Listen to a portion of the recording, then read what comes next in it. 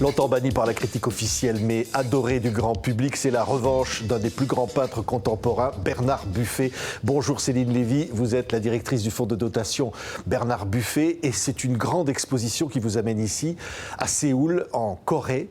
On n'avait jamais vu un pays, finalement, offrir à Bernard Buffet une véritable consécration à travers une rétrospective comme celle qui vient d'ouvrir. Depuis le 10 juin, s'est ouvert à Séoul une grande rétrospective au Seoul Art Center, une exposition de 92 peintures à l'huile, prêtée par le fonds de dotation Bernard Buffet que je dirige. Oui. Alors, c'était à la demande des Coréens aujourd'hui? Oui, c'est une demande qui nous a été faite par l'organisateur coréen qui souhaitait depuis déjà plus de 2 ans faire une exposition au Seoul Art Center qui est un lieu avec de vastes espaces d'exposition puisque nous avons dans ce bâtiment qui regroupe à la fois des salles d'exposition, un opéra et différents musées, presque plus de 2000 m² consacrés à Bernard Buffet. Oui, oui, parce que je disais en présentation, il a été longtemps banni par la critique officielle en France et aujourd'hui, je veux dire, c'est une consécration qu'offrent finalement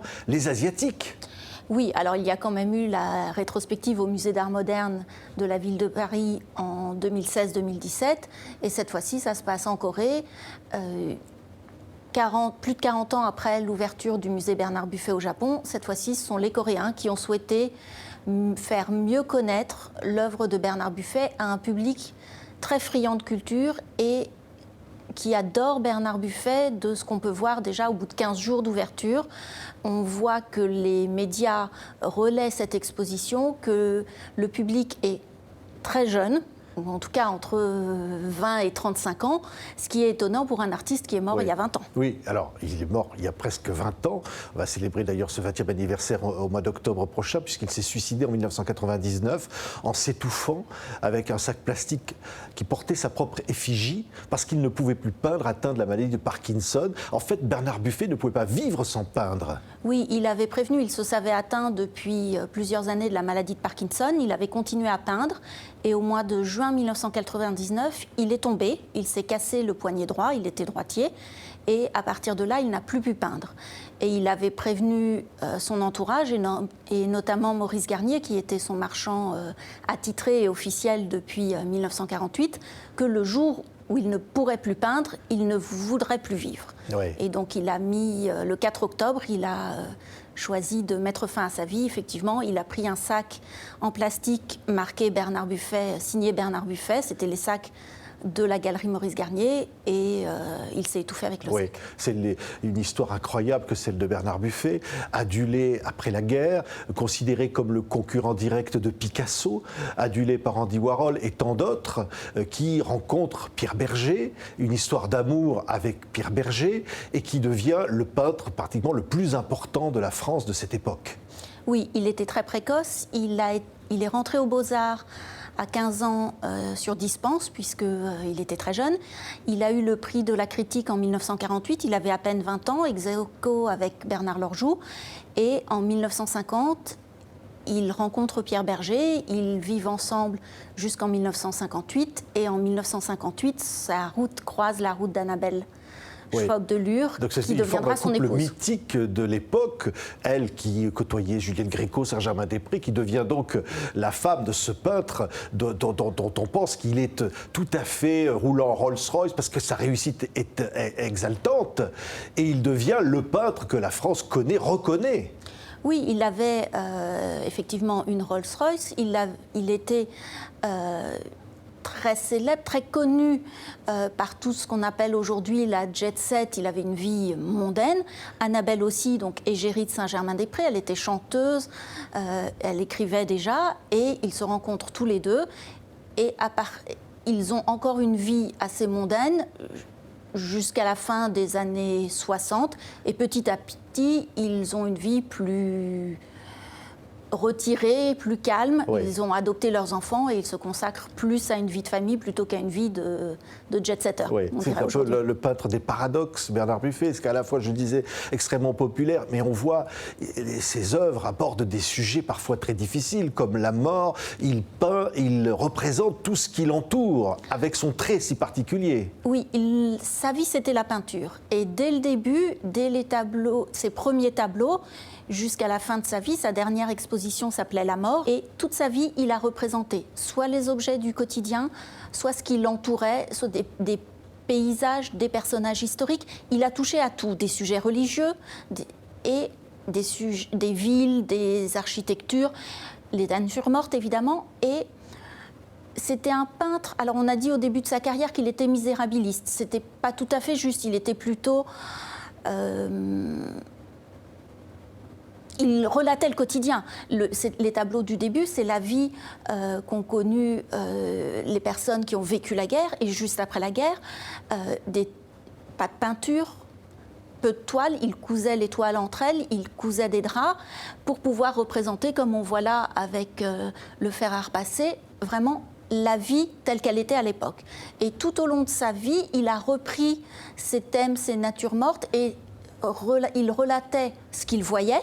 Alors, tout ce qui est architecture était peut-être vu à sa manière, mais tout ce qui est purement historique, j'ai envie de dire, c'était vraiment la vie à l'époque. Oui, oui. Et on voit, en même temps qu'on parle des tableaux de Bernard Buffet, qui ne sont que des tableaux qui sont donc exposés en Corée en ce moment, donc une sélection faite par les Coréens du regard qu'ils portent sur l'œuvre de ce peintre français majeur. Et on voit ici toute la diversité des œuvres et des sujets abordés par Bernard Buffet, dont à un moment donné, on peut dire qu'il y a eu un divorce avec la critique, je le disais, mais le grand public reconnaît Bernard Buffet. Alors le grand public reconnaît Bernard Buffet parce que dès le début, dès ses premiers tableaux, il a son style qui évoluera au fil du temps et on va le voir avec des tableaux qui sont très, très simples et très dépouillés au début, jusqu'à des tableaux avec beaucoup plus de matière. Mais son style, il l'a dès le début. Sa signature a évolué avec le temps, mais la signature de Bernard Buffet, qui fait partie de son œuvre, elle est là dès les premiers tableaux. Son style, son trait noir est là dès le début, et en même temps, il s'est renouvelé constamment. C'est aussi pour cela que quand on voit des tableaux comme ça, où ce sont les clowns musiciens, il a fait des clowns tout au long de sa vie, mais ces clowns-là sont des clowns presque pop art. Et c'est, je pense, pour ça que Andy Warhol considérait que c'était le plus grand peintre français de sa génération. Oui, et donc aujourd'hui, il y a cette reconnaissance, vous l'avez dit, une grande exposition au musée d'art moderne de la ville de Paris, et maintenant en Corée, dans cette Asie où il avait d'ailleurs un musée qui lui était consacré au Japon, de son vivant, déjà un musée pour lui. Oui, il a eu un musée qui lui a été consacré en 1973. Le musée est ouvert en 1973. Bernard Buffet est né en 1928. Je vous laisse faire le calcul. Très peu de peintres, et encore moins de peintres français, ont un musée qui leur est consacré de leur vivant. Et il était tellement peu prêt, entre guillemets, à avoir ce musée qu'il n'a pas été au vernissage, à l'ouverture du musée.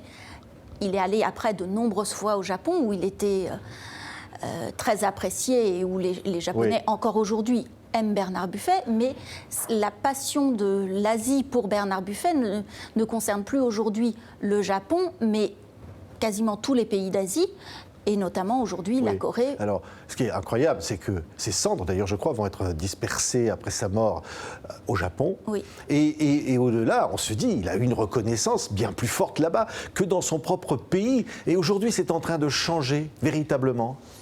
Oui, en fait, le musée du Japon est un musée qui a été créé par un collectionneur japonais. Donc c'est un musée privé d'un banquier japonais qui adorait Bernard Buffet et qui a donc constitué une collection pour créer un musée. Donc ça, c'était un musée privé. En France, on ne crée pas les musées aussi de la même façon qu'au Japon, ou en tout cas pour Bernard Buffet, pas tout à fait de la même façon. Mais il y a un projet de musée pour Bernard Buffet ? Il y a un projet de musée. En fait, en 2009, donc ça fait déjà 10 ans, Maurice Garnier, avec son épouse Ida, a créé un fonds de dotation Bernard Buffet.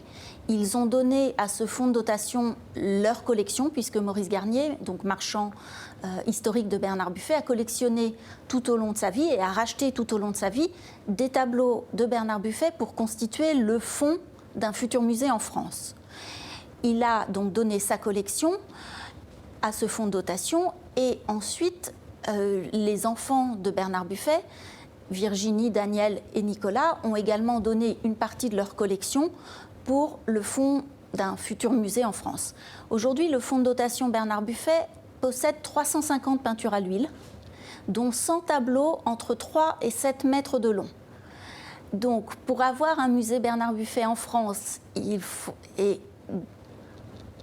faudra de la place. Il faudra de la place. Il y a bien un musée Pierre Soulages et il peut y avoir un musée Bernard Buffet demain. Il faudrait un musée Bernard Buffet, sachant que exposé, par exemple à Séoul aujourd'hui, il y a 92 tableaux d'exposés. On se rend compte, pour ceux qui ont la chance d'avoir vu l'exposition ou qui auront la chance de voir cette exposition, que 92 tableaux exposés pour certains peintres, ça suffit. Pour Bernard Buffet, on ne fait que survoler son œuvre.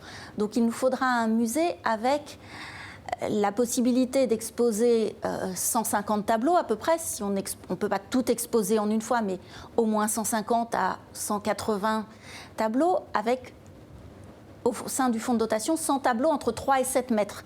Ça vous donne une idée de la dimension qu'il faudra pour ce bâtiment. Il ne vous a pas rendu les choses faciles. Non, il ne nous a pas rendu la chose facile, mais en même temps, il adorait les grands formats.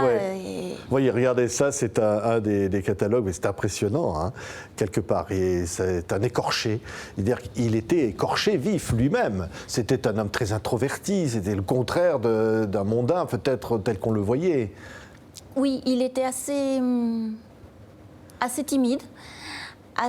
Il a, je pense, été traumatisé peut-être par la guerre, mais surtout par la perte de sa mère quand il était jeune.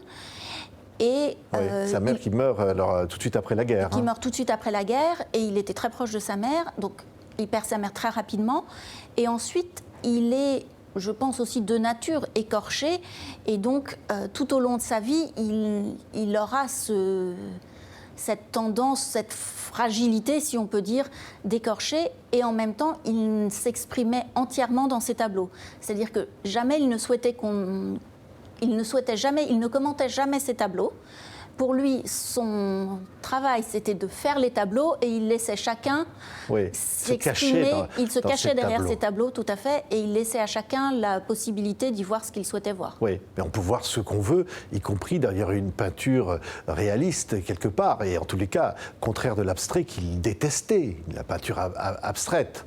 Oui, il avait fait le choix après la guerre, à un moment où l'abstraction était très en vogue, où quasiment tous les peintres sont passés à l'abstraction. Il avait fait le choix, lui, de rester figuratif. Et c'est ce qui va lui valoir d'être, on l'a dit, honni par une critique officielle. Je pense que c'était même pas un choix, c'était pour lui une évidence et il ne pouvait faire autre chose que de rester figuratif.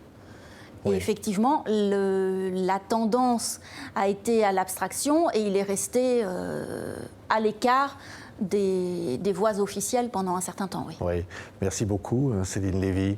Il serait heureux aujourd'hui de cette reconnaissance, même s'il donnait l'impression de s'en moquer de son vivant. Il serait heureux. Oui, il serait certainement heureux. Je ne peux évidemment pas parler à sa place, mais je pense qu'il serait heureux parce que même s'il communiquait peu, il était sincèrement touché de l'amour qu'on lui portait, en tout cas de l'amour que l'on portait à ses œuvres. Oui, et moi pour avoir eu la chance de l'interviewer, le rencontrer, sa sincérité était frappante et son dévouement à la peinture absolument exceptionnel. Merci beaucoup Céline Lévy d'être venue aujourd'hui sur le plateau de TV5 Monde. Merci à vous.